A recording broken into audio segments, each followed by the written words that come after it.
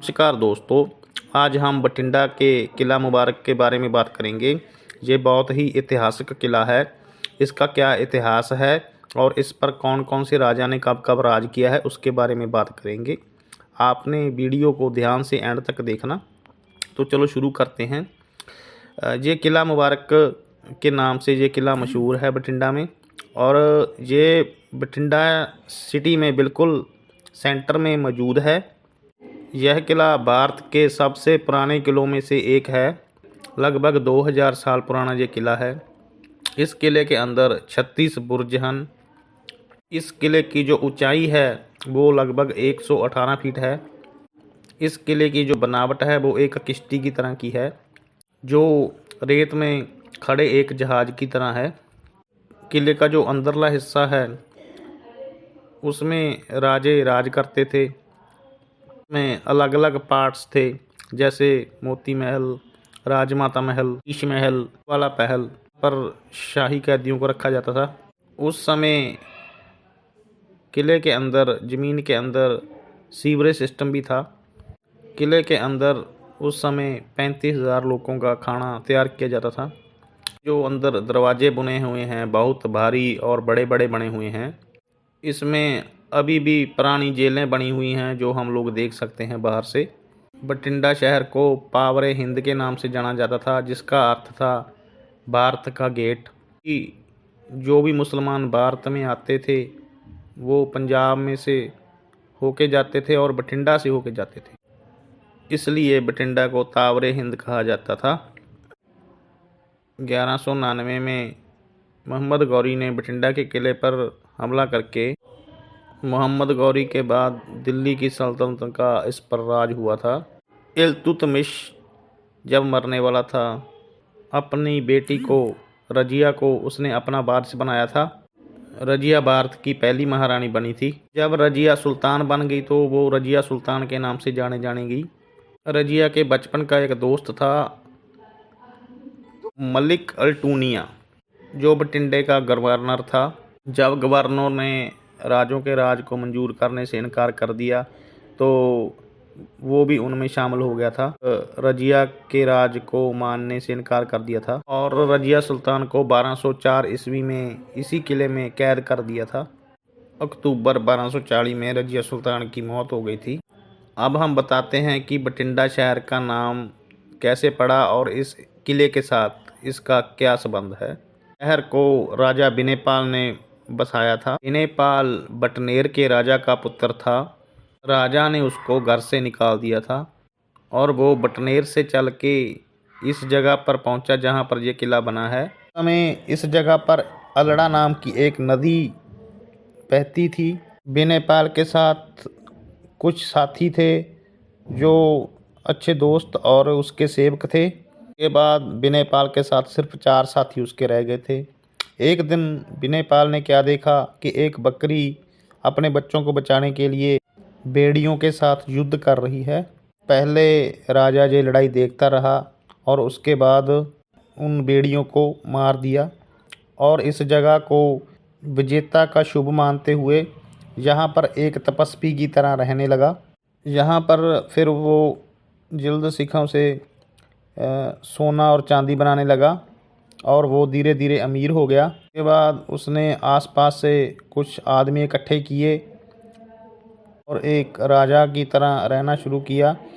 उसके बाद उसका एक मतेर भाई था, उसको जब पता चला तो उसने बिनेपाल पर हमला कर दिया और इस हमले में बिनेपाल का मतरेया भाई मारा गया। उसके बाद बिनेपाल बटनेर का राजा बन गया। उसके बाद बिनेपाल इस जगह को नहीं भूल पाया और उसने इसी जगह पर एक किला बनवाने की सलाह की।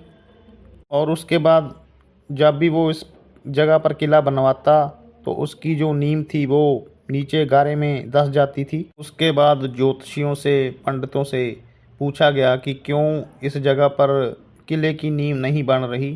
तो उन पंडितों ने बताया कि इस जगह पर एक आप जैसे सच्चे और सुच्चे आदमी के बलि की ज़रूरत है, तभी इस जगह पर कोई किला बन सकता। ज्योतिषियों के ये वचन सुन के बलि देने वाले आदमी की खोज होनी शुरू हो गई। विनयपाल राजा का एक वजीर था जिसका नाम था ठंडा, जो विनयपाल राजा का बहुत ही खास था। खुद जाके विनयपाल राजा को कहा कि मैं बलि देने के लिए तैयार हूँ, लेकिन मेरी एक शर्त है। उसने कहा मेरी शर्त ये है कि मेरा नाम रहंदी दुनिया तक रहना चाहिए, दुनिया मुझे याद करे कि कोई ठंडा नाम का व्यक्ति था। ठंडा ने कहा कि मुझे अपनी ज़िंदगी की कोई परवाह नहीं है, चाहे मैंने अभी ज़िंदगी का बहुत कुछ नहीं देखा, लेकिन मैं फिर भी बलि देने के लिए तैयार हूँ। वजीर ठंडा की बात सुन के राजा बहुत खुश हुआ। राजा को ये एक अफसोस भी था कि ठंडे जैसा वजीर जो बहुत ही होनहार था शायद ज़िंदगी में दोबारा ना मिले, लेकिन साथ में एक खुशी भी थी कि कोई व्यक्ति उसके लिए आगे आया। फिर राजा ने ठंडा से कहा कि मैं इस शहर का नाम तुम्हारा और मेरा नाम जोड़ के बठिंडा रखूँगा। तो ऐसे ब का मतलब विनयपाल और ठंडे का मतलब ठंडा था, बठिंडा बन गया जी। और राजा ने कहा जब तक दुनिया रहेगी तुम्हारे नाम को दुनिया याद करेगी और तुम्हारा नाम इस दुनिया पे रहेगा। उसके बाद ठंडा की बलि दी गई और जिस दिन उसकी बलि दी गई उसी दिन से इस जगह पर नीम खड़ी होने लगी और किला बन गया, और इस किले के साथ फिर पूरा ये शहर आबाद हुआ। फिर इस किले के साथ इस शहर का नाम बठिंडा रखा गया। अब हम इस किले के बारे में जानते हैं। इस किले का निर्माण 90 से 110 ईस्वी के बीच में हुआ था। कनिष्क के राजा डब ने इसको बनवाया था। 179 ईस्वी में बठिंडा शहर की स्थापना राजा भट्टी राव ने की थी। 1040 में गजनी के राजा महमूद गजनवी ने इस किले के ऊपर कब्जा किया। 1040 में हाजी ने इस जगह पर समाधि लगाई थी। 1199 में सुल्तान मोहम्मद गौरी ने इसी किले पर कब्जा किया था। 1191 में पृथ्वीराज चौहान ने दोबारा इस किले पर कब्जा किया। 1240 में रजिया सुल्तान को इसी किले में कैद किया गया था।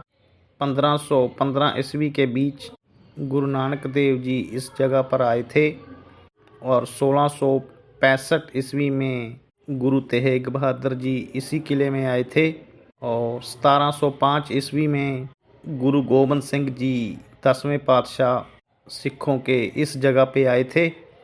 1835 में महाराजा करम सिंह बठिंडा के किले में गुरुद्वारा साहब का निर्माण करवाया था। इस किले के साथ बहुत सारी पुरानी कहावतें जुड़ी हुई हैं।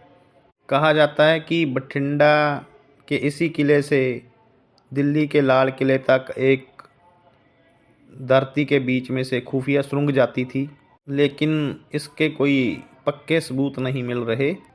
जब बाबर भारत में आया था तो वो अपने साथ तोपें लेके आया था। इस किले में 4 पुरातन बाबर की वो तोपें मौजूद हैं। आप लोग यहाँ पर आके वो तोपों को देख सकते हैं। इस किले को बनाने के लिए ये छोटी छोटी ईंटें कनिष्क काल की हैं, जब कनिष्क ने भारत पर राज किया था। एक और ख़ास बात है इस किले की कि भारत का ये एकमात्र किला है जिसको देखने के लिए कोई फीस नहीं लगती।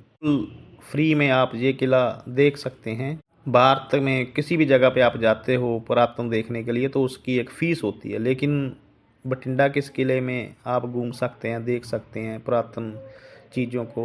आपको कोई यहाँ पर फ़ीस नहीं देनी पड़ती। इस किला में गुरु गोबिंद सिंह जी की याद में एक गुरुद्वारा साहब बना हुआ है और यहाँ पर हज़ारों संगतें रोज़ आती हैं और मत्था टेकती हैं, और बहुत ही ये एक श्रद्धा वाला और धार्मिक स्थान भी साथ साथ में है। उम्मीद है दोस्तों आज की वीडियो आपको पसंद आई होगी।